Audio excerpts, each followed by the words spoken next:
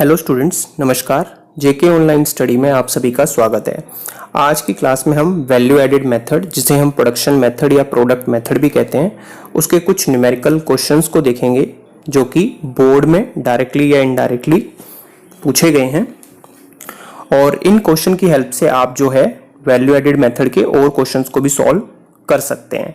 लेकिन मैं आपको एक बात ये बोलना चाहूँगा कि क्वेश्चंस को सॉल्व करने से पहले अगर आपको वैल्यू एडेड मेथड का कंसेप्ट बहुत अच्छे से आता है तो आप ये क्वेश्चन सॉल्व कर पाएंगे। और अगर आपको वैल्यू एडेड मेथड का कंसेप्ट नहीं आता है तो उसके लिए आप इससे पिछली वीडियोस जो हैं देख सकते हैं, जहां पे मैंने वैल्यू एडेड मेथड के कंसेप्ट को एक्सप्लेन किया है।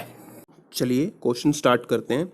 तो क्वेश्चन नंबर फर्स्ट में हमें कैलकुलेट करना है value of output from the following data.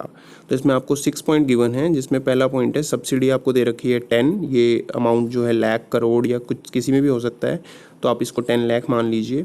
Second point intermediate consumption है आपको given 150। Net addition to stock -13। Net addition to stock actually आपका चेंज इन स्टॉक ही होता है, तो ध्यान रखिएगा। फोर्थ पॉइंट आपको गिवन है डेप्रीशिएशन, जो कि आपका गिवन है 30। गुड्स एंड सर्विस टैक्स, जो कि इनडायरेक्ट टैक्स होता है, 20। और net value added at factor cost आपको गिवन है 250।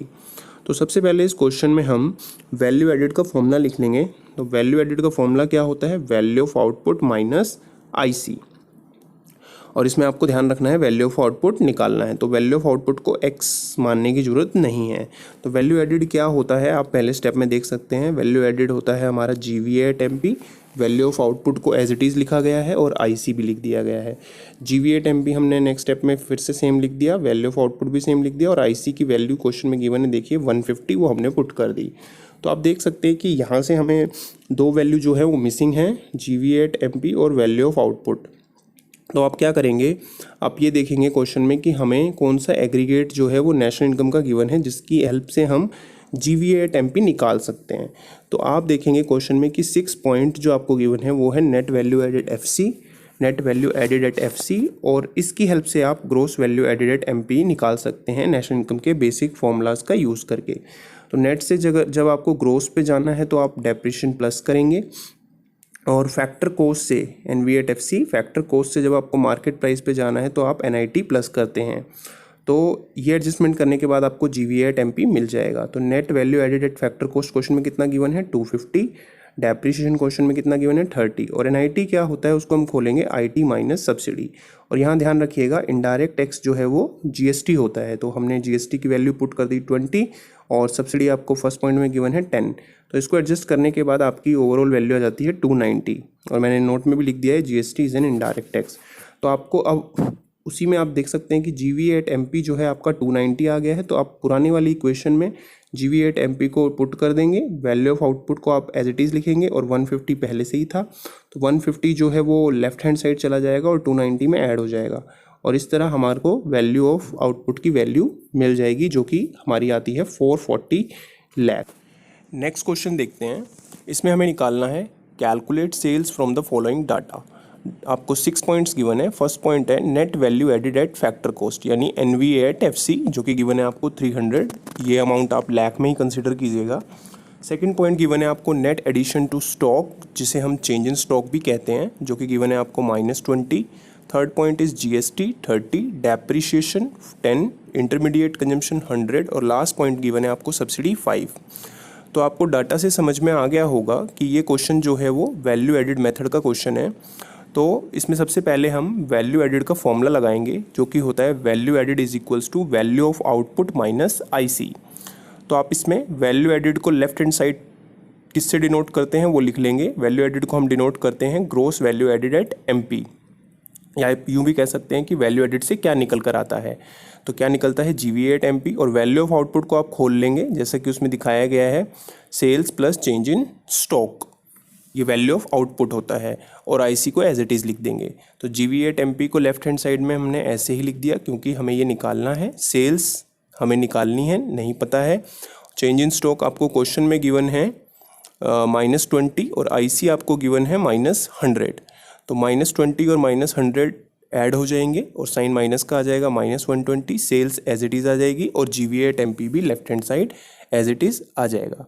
अब आप क्वेश्चन में देख सकते हैं कि दो मिसिंग वैल्यूज़ हैं, सेल्स की और GVA@MP। सेल्स तो हमें अल्टीमेटली निकालना ही है, तो आप GVA@MP किसकी हेल्प से निकाल सकते हैं? आप क्वेश्चन में देखेंगे कि आपको एक एग्रीगेट गिवन है, net value added at factor cost, यानी NVA@FC। तो फिर आप NVA@FC की हेल्प से GVA@MP को निकाल सकते हैं या फाइंड आउट कर सकते हैं। आप नेशनल इनकम के बेसिक फॉर्मूलाज का यूज़ करेंगे और NVA@FC की हेल्प से आप GVA@MP को निकाल सकते हैं। तो नेट से आपको देख सकते हैं, आप ग्रोस पे जाना है, नेट वैल्यू एडिड से ग्रोस वैल्यू एडिड पर जाना है। तो नेट से ग्रोस पे जाने के लिए आप डेप्रिसिएशन प्लस करते हैं, जो कि फॉर्मूले में किया गया है, और फैक्टर कॉस्ट से आपको मार्केट प्राइस पे जाना है। तो फैक्टर कॉस्ट से मार्केट प्राइस पे जाने के लिए हम NIT प्लस करते हैं, और NIT क्या होता है? इनडायरेक्ट टैक्स माइनस सब्सिडी, जिसको हमने नीचे ब्रेक किया है। और इस तरह आप NVA@FC में ये एडजस्टमेंट करने के बाद आपको GVA@MP मिल जाएगा। तो NVA@FC की वैल्यू क्वेश्चन में कितनी गिवन है, अब वैल्यूज पुट कर देंगे। 300, डेप्रिसिएशन आपको क्वेश्चन में गिवन है 10, और NIT को हमने ब्रेक करा है IT माइनस सब्सिडी, और IT आपको GST की फॉर्म में दिया हुआ है, GST को ही IT कहते हैं, जो कि गिवन है 30, और सब्सिडी कितनी है, लास्ट पॉइंट देखिए 5। तो इस तरह आपको GVA@MP मिल जाएगा। और ये 310 और 30 माइनस 5 25, 310 प्लस 25 335। तो ये आपका GVA@MP निकल कर आ जाता है। आप दोबारा जो फर्स्ट स्टेप में हमने GVA@MP इज इक्वल्स टू क्या था, सेल्स माइनस 120, उसी इक्वेशन को देखेंगे, और GVA@MP की वैल्यू हमें मिल चुकी है। तो GVA@MP की वैल्यू को यहाँ पे रख देंगे 335 लेफ्ट हैंड साइड। सेल्स हमें निकालनी है, तो सेल्स को सेल्स ही रहने दीजिए, और माइनस 120 आपको इक्वेशन में मिल गया था पहले। अब ये माइनस 120 लेफ्ट हैंड साइड जाके ऐड हो जाएगा 335 में, और इस तरफ आपका सेल्स रह जाएगा, और सेल्स इस तरह आपका जो प्लस करेंगे 335 में 120, तो 455 आपकी सेल्स आ जाएगी, रुपीज़ लाख में लिख सकते हैं। तो इस तरह इस क्वेश्चन को सॉल्व करा जाता है। आई होप आपको ये समझ में आया होगा। आइए अब क्वेश्चन नंबर 3 देखते हैं। क्वेश्चन नंबर 3 में हमें net value added at market price निकालना है, यानी NVA@MP। इसमें आपको 5 पॉइंट्स गिवन है। फर्स्ट पॉइंट है, fixed capital goods with a life span of 5 year is equals to 15 lakh. ये अमाउंट आप लाख में कंसिडर कर लीजिए। सेकंड पॉइंट आपको गिवन है, raw material 6 lakh, sales 25 lakh, net change in stock minus 2 lakh, and taxes on production is equals to 1 lakh. तो आप सबसे पहले इसमें वैल्यू एडिड निकालेंगे। तो वैल्यू एडिड का फॉर्मूला क्या होता है, value added is equals to value of output minus intermediate consumption. तो वैल्यू एडिड से जो एग्रीगेट निकल कर आता है उसे क्या बोलते हैं, gross value added at MP। तो वैल्यू एडिड के नीचे हम GVA@MP लिख देंगे, और वैल्यू ऑफ आउटपुट को अब आप ब्रेक कर सकते हैं। वैल्यू ऑफ आउटपुट क्या होता है, sales plus change in stock, और IC एज इट इज़। तो GVA@MP इस साइड लेफ्ट हैंड साइड लिखेंगे, और अब सेल्स, चेंज इन स्टॉक और IC की वैल्यू पुट कर देंगे, जो कि क्वेश्चन में गिवन है। सेल्स हमारा है 25 lakh, plus change in stock, जो net change in stock question में गिवन है। अकॉर्डिंग टू फॉर्मूला हमें प्लस करना है, लेकिन ये माइनस में गिवन है, तो इसलिए इसको ऐसे एज इट इज़ लिख देंगे। और इंटरमीडिएट कंजम्पशन, जो कि रॉ मटेरियल है 6 लाख, तो जब इसको आप एडजस्ट करेंगे तो आपको GVA@MP मिल जाएगा 17 लाख। लेकिन आपको क्वेश्चन में GVA@MP नहीं पूछा गया है, आपको क्वेश्चन में जो निकालना है एग्रीगेट वो है NVA@MP। तो अब आप GVA@MP की हेल्प से NVA@MP निकाल सकते हैं, यानी आपको gross value added at MP से net value added at MP पे पहुंचना है या उसे निकालना है। तो यहाँ पे आप देख रहे हैं सिर्फ ग्रोस और नेट में डिफरेंस है। तो ग्रोस से जब आपको नेट पे जाना होता है तो हम डेप्रिसिएशन का यूज़ करते हैं, और डेप्रिसिएशन का कैसा यूज़ करते हैं, हम डेप्रिसिएशन को माइनस करते हैं। तो GVA@MP में से डेप्रिसिएशन को माइनस करने के बाद हमें NVA@MP मिल जाएगा। तो GVA@MP की वैल्यू 17 है, और डेप्रिसिएशन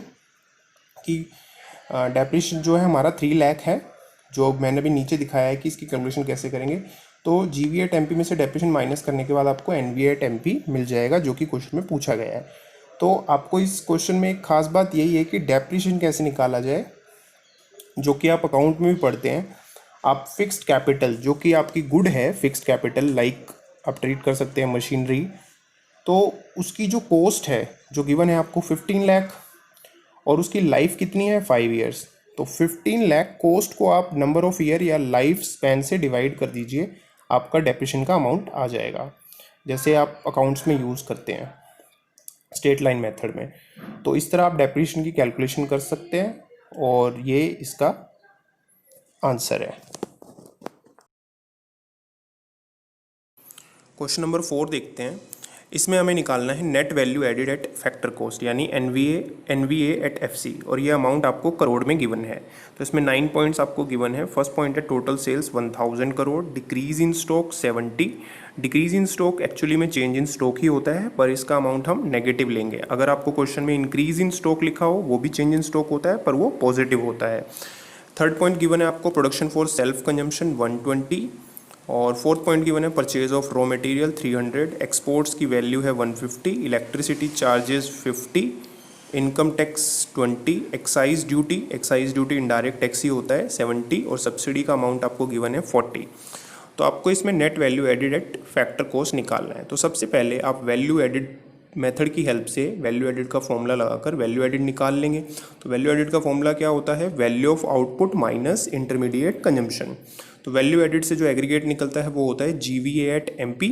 वैल्यू ऑफ आउटपुट के फॉर्मूले को ब्रेक कीजिए। वैल्यू ऑफ आउटपुट क्या होता है? Sales plus change in stock, और IC एज इट इज़। तो सेल्स में आपको टोटल सेल्स गिवन है 1000। तो ध्यान रखिएगा इस टोटल सेल्स में हम एक्सपोर्ट की वैल्यू को इंक्लूड नहीं करेंगे, क्योंकि एक्सपोर्ट जो गुड्स होती हैं उनकी वैल्यू ऑलरेडी सेल्स में इंक्लूड होती है, इसलिए इसको कंसिडर नहीं करेंगे। हाँ, वैल्यू ऑफ आउटपुट में आपको प्रोडक्शन फॉर सेल्फ कंजम्पशन जो कि 120 करोड़ है वो लेना है, क्योंकि सेल्फ कंजम्पशन के लिए जो भी आपने गुड्स यूज़ करे हैं वो सेल्स में रिकॉर्ड तो हुए नहीं होंगे, क्योंकि आपने सेल्फ कंज्यूम किया है। मान लो आपकी अपनी फैक्ट्री है और वहाँ से जो है 120 का आप जो है सामान अपने लिए ले आते हैं, तो वो सेल्स में कंसिडर नहीं हुआ है। लेकिन वैल्यू एडेड मेथड में ये देखा जाता है कि कितनी गुड्स प्रोड्यूस हुई हैं। तो एक्चुअली में 120 करोड़ की गुड्स का प्रोडक्शन तो हुआ है ना इकॉनमी में, तो वो तो GDP में शामिल होगा, इसीलिए इसको वैल्यू एडेड में शामिल किया जाता है। तो ये ध्यान रखिएगा, प्रोडक्शन फॉर सेल्फ कंजम्पशन जो है वैल्यू एडिशन करता है इकॉनमी में, गुड्स एंड सर्विसेज के फ्लो को बढ़ाता है, इसीलिए हम इसको वैल्यू ऑफ आउटपुट में काउंट करते हैं या उसका एक पार्ट समझते हैं। तो इसीलिए 120 को यहाँ पे ऐड किया गया है। और चेंज इन स्टॉक जैसा कि मैंने आपको बताया, डिक्रीज इन स्टॉक जो कि डिक्रीज लिखा है, इसलिए इसको नेगेटिव हमने 70 ले लिया है। और इसके बाद IC को देखते हैं। IC क्या है? Intermediate consumption. तो इसमें आ जाएगा आपका परचेज ऑफ रॉ मटेरियल जो कि आपको 300 गिवन है, और इलेक्ट्रिसिटी चार्जेस भी IC का ही पार्ट होंगे, क्योंकि प्रोडक्शन करने के लिए जो इलेक्ट्रिसिटी का कंजम्पशन हुआ है वो आपका इंटरमीडिएट कॉस्ट में ही शामिल होगा। तो इसलिए जब आप सेल्स की, चेंज इन स्टॉक और IC की वैल्यू पुट कर देंगे तो आपको GVA एट MP मिल जाएगा 700 करोड़। तो इस तरह आप 700 करोड़ वैल्यूज़ निकाल सकते हैं GVA एट MP। इसके बाद आपको एक्चुअली में क्वेश्चन में net value added at FC निकालना है। तो GVA एट MP से आपको net value added at FC पे पहुंचना है। तो ग्रोस से नेट पे जाने के लिए आप डेप्रिसिएशन माइनस करेंगे, और MP से FC पे जाने के लिए आप NIT को माइनस करेंगे। जब आप GVA एट MP में से डेप्रिसिएशन माइनस करेंगे और NIT माइनस करेंगे तो आपको NVA एट FC मिल जाएगा। तो GVA एट MP की वैल्यू कितनी है? 700 माइनस डेप्रिसिएशन आप क्वेश्चन में देखेंगे, इसका कोई भी जो है वैल्यू गिवन नहीं है, डेप्रिसिएशन का कोई पॉइंट नहीं है, तो डेप्रिसिएशन हम यहाँ पे 0 कंसिडर कर लेते हैं। और NIT क्या होता है? NIT होता है IT माइनस सब्सिडी। तो इनडायरेक्ट टैक्स यहाँ पे है 70, जो कि एक्साइज ड्यूटी है। एक्साइज ड्यूटी जो प्रोडक्शन पे ड्यूटी लगती है, जो प्रोडक्शन टैक्स होता है, उसी को हम एक्साइज ड्यूटी कहते हैं, जो कि गिवन है 70। और सब्सिडी आपको क्वेश्चन में गिवन है 40, तो 70 में से 40 माइनस करेंगे आपका आ जाएगा 30, और 700 में से 30 जब आप माइनस करेंगे तो आपको आंसर मिलेगा 670, और यही आपका NVA एट FC है जो कि क्वेश्चन में पूछा गया था।